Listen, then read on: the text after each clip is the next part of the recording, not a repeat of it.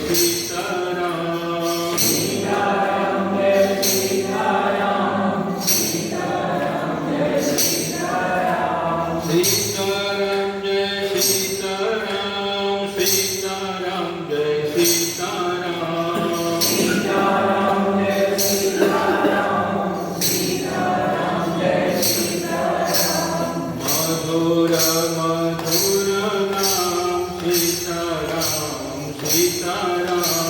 मधुर मधुर नाम सीताराम, सीताराम, मधुर मधुर नाम सीताराम सीताराम।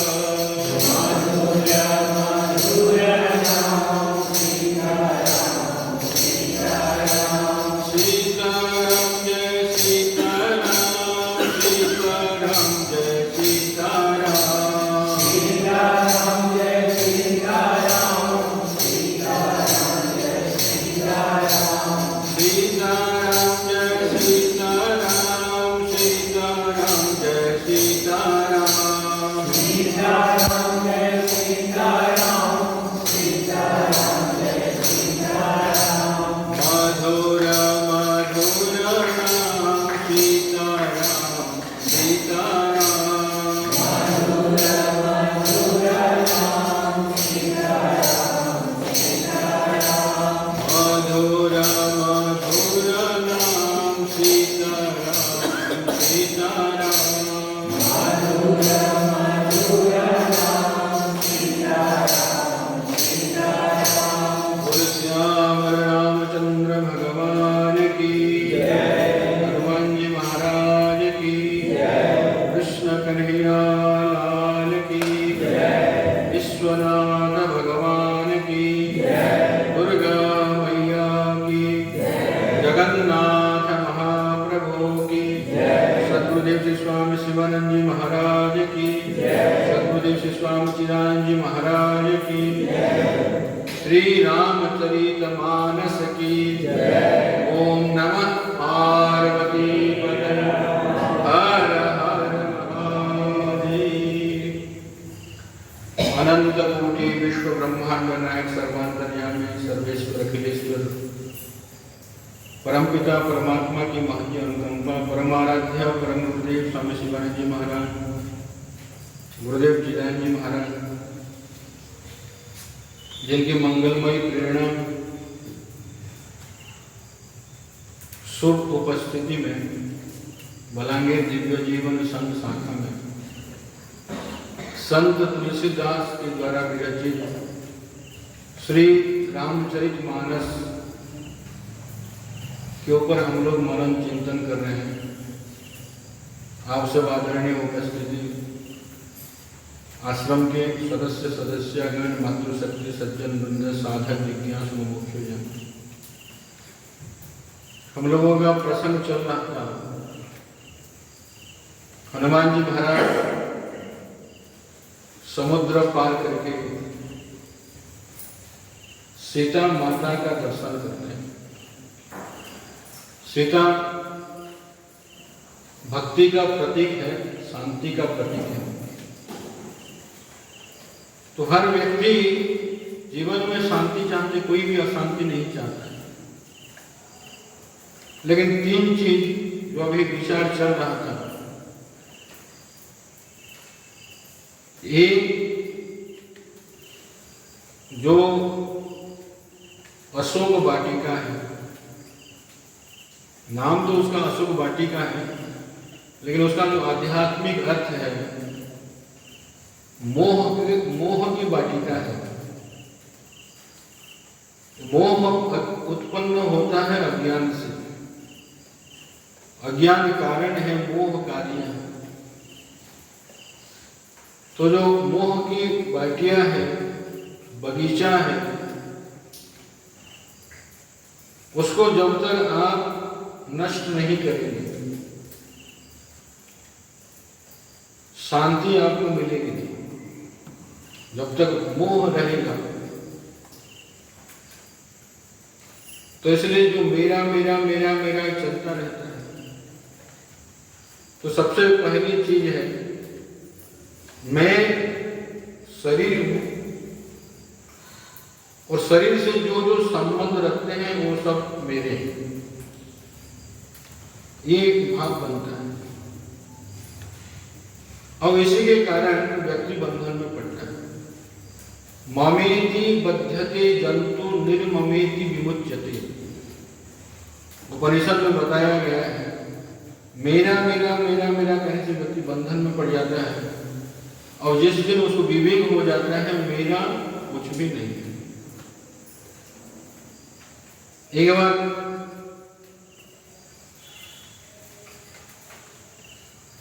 रामसुखदास जी महाराज, उनको एक व्यक्ति प्रश्न करता है कि प्रश्न तो बहुत मायने रखता है, लेकिन मैं चाहता हूं कि आप शॉर्टकट में उसका उत्तर दीजिए। उसका उत्तर आप देंगे तो बहुत लंबा चौड़ा हो जाएगा। मोक्ष किसको कहते हैं और भक्ति किसको कहते हैं? हर व्यक्ति के अंदर जिज्ञासा होती है। मेरा कुछ भी नहीं है, ये मोक्ष है। मेरा कुछ भी नहीं है, ना शरीर मेरा है, ना मकान दुकान मेरा है, ना संपत्ति मेरी है, आदि आदि जो भी हम लोग संबंध बनाते हैं, ये मेरा नहीं है, कुछ भी मेरा नहीं है, बस यही मोक्ष है। वो भक्ति क्या चीज है? कहते हैं भगवान मेरे हैं, ये भक्ति। मेरे तो गिरिधर गोपाल दूसरा, वैसे ही भक्ति। तो जो मोह बढ़ता जाता है और आगे चल करके इतना वो स्ट्रांग हो जाता है, व्यक्ति छोड़ नहीं पाता है। कहते हैं जब मृत्यु का समय आता है तो आप लोग सुने होंगे पुराणों में यमराज जी आते हैं, और यमराज जी शरीर से जीवात्मा को निकालते हैं। हम लोग नहीं देख पाते, अलग बात है, लेकिन प्राण तो जाता है। ये सब जानते हैं कि नहीं जानते? प्राण तो जाता है, फिर जिसमें भी संबंध रखे हैं सब रोते हैं।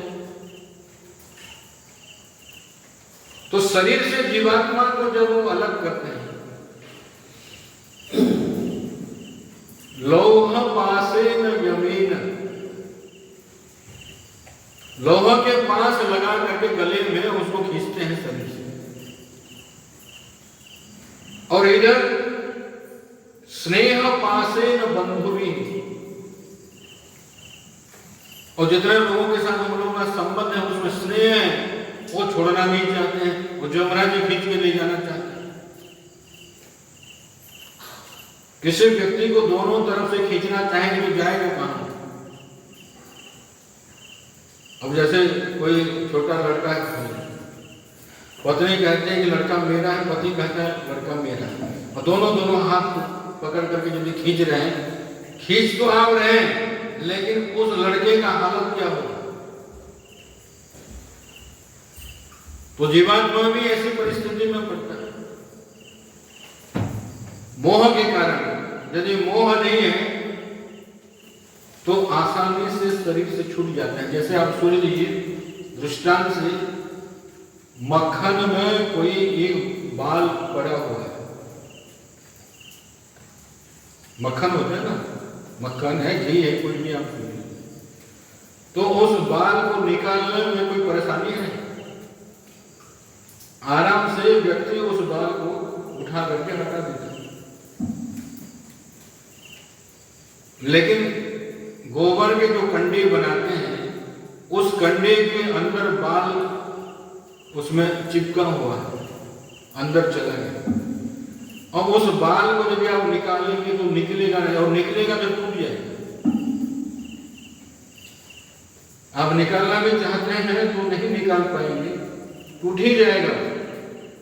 तो ठीक इसी प्रकार जो वासना है वो गोबर के कंडे जैसा है, मोह है उस प्रकार कंडे जैसा है, जो ठोस गोबर है। तो हम लोगों का जो स्नेह है, ममता है, संसार के प्रति इतने ठोस हो जाता है कि व्यक्ति छोड़ता नहीं है। तो बाद में सब लोग कहते हैं अरे तो दादाजी के जैसे दिखाई पड़ रहे हैं। और दादाजी के जैसे दिखाई नहीं पड़ रहे हैं, दादाजी स्वयं आए वासना के कारण, कहीं गए नहीं है, वो वही आए, क्योंकि वासना व्यक्ति को खींच करके ले आता है। तो मोह रोपर जो बगिया है, हनुमान जी उसको ध्वस्त किए। और जितने भी राक्षस थे, राक्षसों को मारे। राक्षस का अभिप्राय जो भी दुर्गुण है, हम लोगों के अंदर जो भी दुर्गुण है, सबके अंदर कुछ ना कुछ दुर्गुण है, सद्गुण भी है। लेकिन दुर्गुण अधिक यदि किसी व्यक्ति के अंदर हो तो वो आगे नहीं बढ़ पाता है।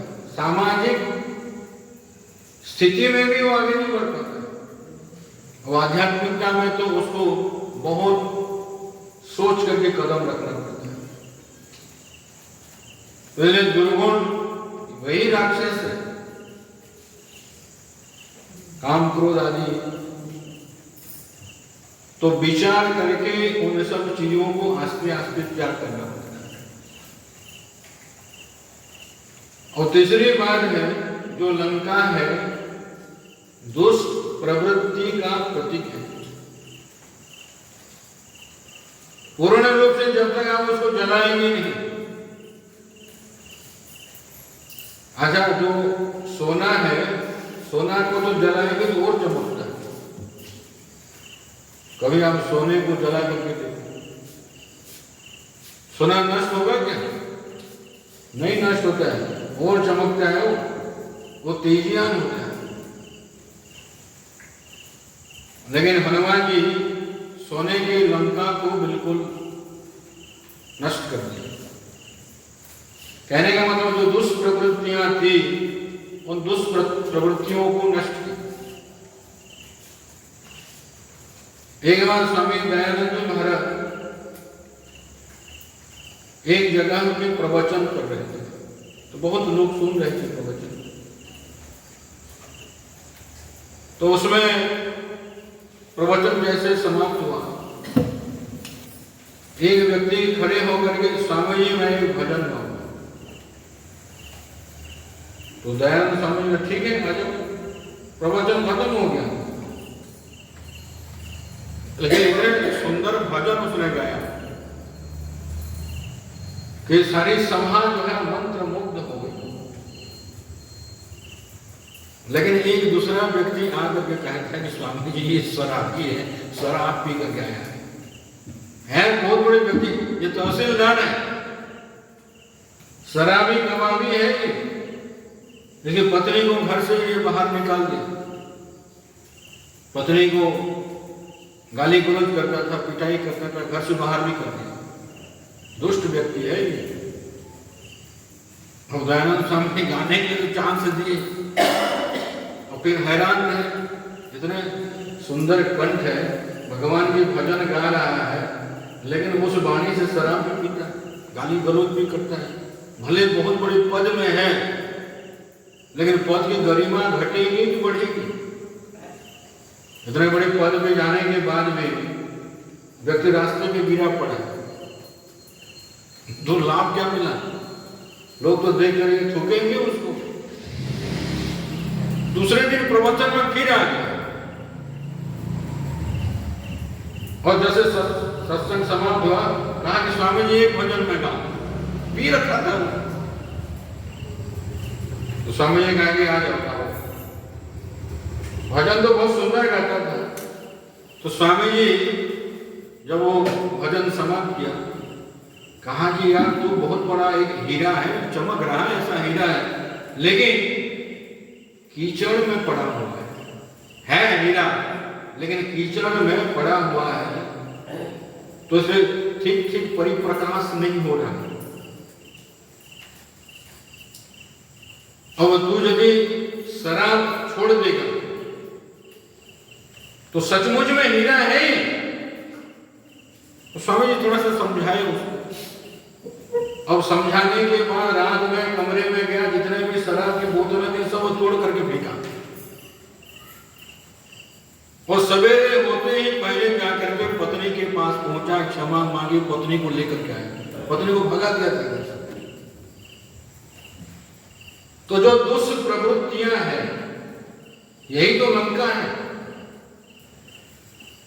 और उन दुष्प्रवृत्तियों को पहचान करके व्यक्ति नष्ट करता है।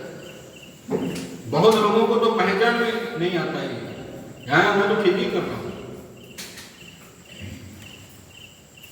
कोई बुराई करते हैं और आप उसको यदि कुछ समझाएंगे, हैं ये बहुत बड़े ज्ञानी अपने आप को मानता है, मैं तो ठीक रास्ते पे जा रहा हूँ, ठीक ही कर रहा हूँ। हम लोग कमाते हैं, खाएंगे पिएंगे तो क्या करेंगे?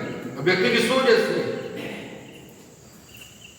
अरे खाने पीने के लिए बहुत सारी चीजें हैं, वही चीजें है क्या? तो कहने का मतलब 3 चीज है, मोह की बगिया है, दुर्गुण जो राक्षस है, और जो दुष्प्रवृत्तियां हैं, इन तीनों को नष्ट करके हनुमान जी भगवती सीता जो शांति के प्रतीक है, भक्ति के प्रतीक है, उनको प्राप्त करते हैं। और सीता मैया भी उनको, कल आप लोग सुन रहे थे, चूड़ामणि उन्होंने दी। चूड़ामणि का अभिप्राय होता है स्वयं भगवान। भक्ति भगवान को प्राप्त कराती है। आपके जीवन में यदि भक्ति आ गई, उसका अभिप्राय भगवान की भी प्राप्ति हो गई। अच्छा, भक्ति प्राप्त हो गई, उसके बाद क्या करेंगे? तो नारद भक्ति सूत्र में एक सूत्र आता है, यम लब्ध्वा पुमान सिद्धो भवति अमृतो भवति तृप्तो भवति। भक्ति जब प्राप्त हो जाती है तो उस समय व्यक्ति सिद्ध हो जाता है। सिद्ध का अभिप्राय ये चमत्कार दिखाने की। सिद्धि जो शब्द है वो जगह पे चमत्कार दिखाने के लिए प्रयोग किया जाता है, और यहाँ सिद्धि का अभिप्राय जो करना था आप कर लिए, जो प्राप्त करना था आप प्राप्त कर लिए, अब उसके आगे और कुछ नहीं है। आपके जीवन में परिपूर्णता आ गई, वही सिद्धि है। और दूसरा गुण है अमृतो भवति, अमर हो जाता है। वो तुलसीदास जी अमर हो गए, मीराबाई अमर हो गए, कबीरदास जी अमर हो गए, स्वामी शिवानंद जी महाराज अमर हो गए, चिदानंद जी महाराज अमर हो गए। अमृतो भवति। वो तीसरा गुण है तृप्त भवति। उसके बाद उसको और कुछ नहीं चाहिए। जैसे व्यक्ति भोजन करता है ना, जब वो तृप्त हो जाता है, अब गले तो खा लिया, और उसके बाद कितने भी सुंदर चीज ला करके आप देंगे तो बोले ना बाद में अब अभी हो गया, क्योंकि उसके बाद खाएगा तो एक तो उल्टी करना पड़ेगा, उसको अधिक हो गया है। भोजन से व्यक्ति तृप्त हो जाता है। और किसी व्यक्ति को 1 लाख रुपया दे दो, उसके बाद कोई 1 लाख और देना चाहता हूं, तो बोलेगा कि कोई बात नहीं, ठीक है, ट्रांसफर कर दो, मैं बैंक की खाता दे देता हूं। भोजन में तो तृप्त हो जाता है। संपत्ति के मामले में व्यक्ति कहेगा नहीं चलेगा, ये तो भेज सकते हैं।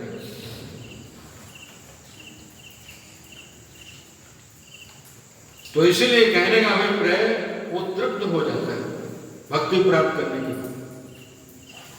तो इसी प्रकार आप लोग कल सुन रहे थे, और हनुमान जी आकर के भगवान राम को सारे समाचार देते हैं। फिर भगवान सारे वानरों को निर्देश देते हैं कि अभी विलंब करना ठीक नहीं है, समय कम है। और सीता माता भी कह रही थी 1 महीना के अंदर यदि नहीं आएंगे मैं भी शरीर को त्याग कर दूंगा। तो भगवान कहते हैं कि अभी विलंब नहीं करना है। यही विधि जाई कृपा निधि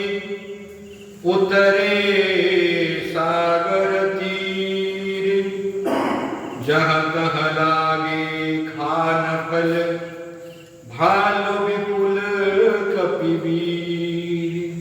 और समुद्र किनारे में बहुत सारे फलों के पेड़ लगे हुए थे।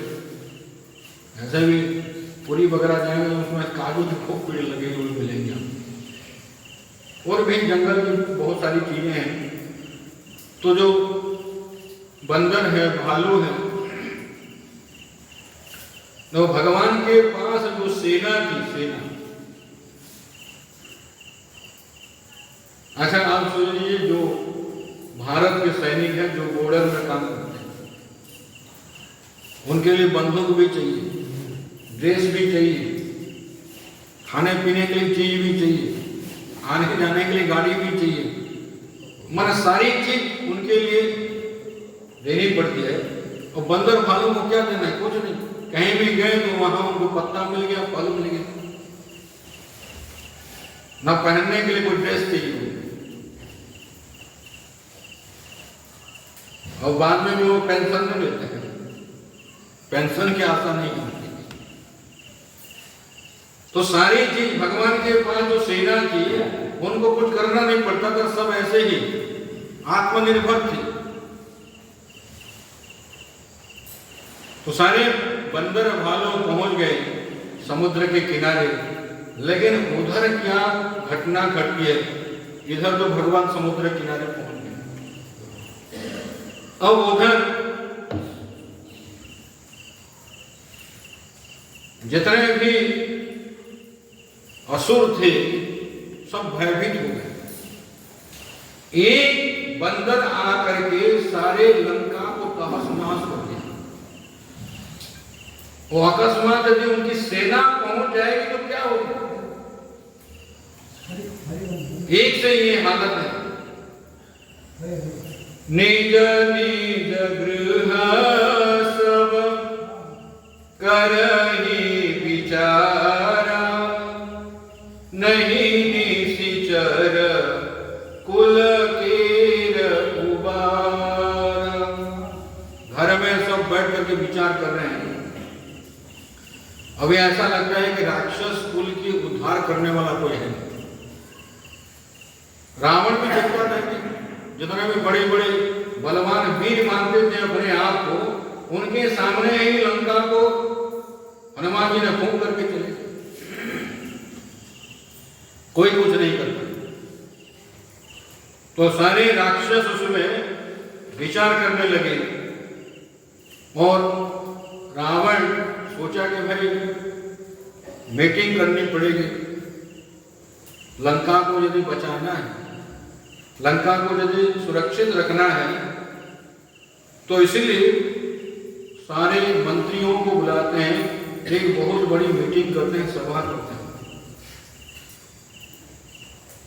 बैठे उस सभा खबरिया सिपाही, सिंधु पार सेना सब आई। इधर सभा में बैठे हैं और उधर से खबर आ जाती है कि भगवान समुद्र के किनारे में पहुंच चुके हैं और उनके सैनिकों को लेकर। तो उस समय देखो यहाँ एक बहुत बड़ी बात बताने जा रहे हैं कि सबको पूछते हैं, तो पूछने से रावण कहता है कि सारे त्रिलोक को जीतने वाला हूं मैं।